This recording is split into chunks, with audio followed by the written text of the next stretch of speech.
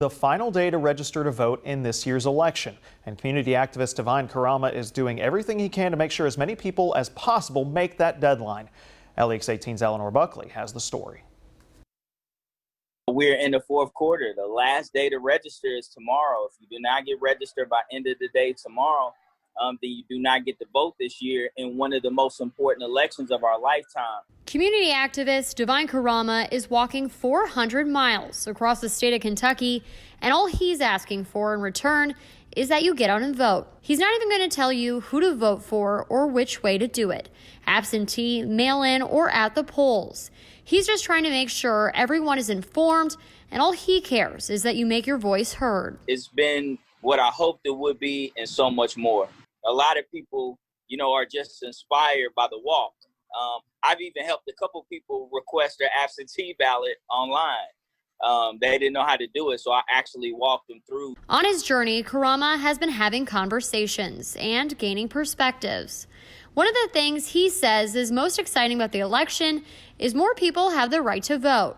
Back in December of last year, Governor Andy Beshear issued an executive order restoring voting rights to Kentuckians with past felony convictions. This means about 190,000 Kentuckians will regain the right to vote. But that's part of the reason why Divine's journey is so important. Because although these people have regained the right, they're still required to register. ACLU has launched a campaign to try to make sure this happens by texting and mailing information to the people implemented.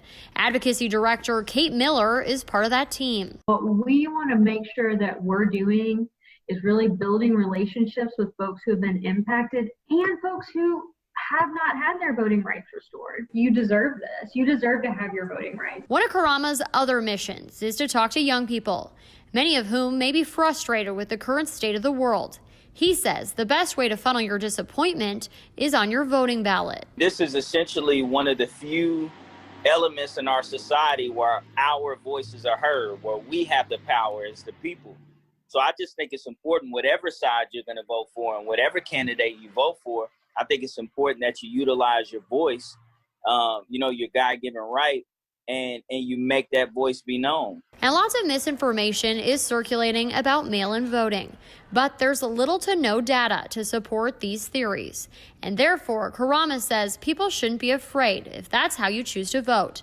Eleanor Buckley, LEX 18 News.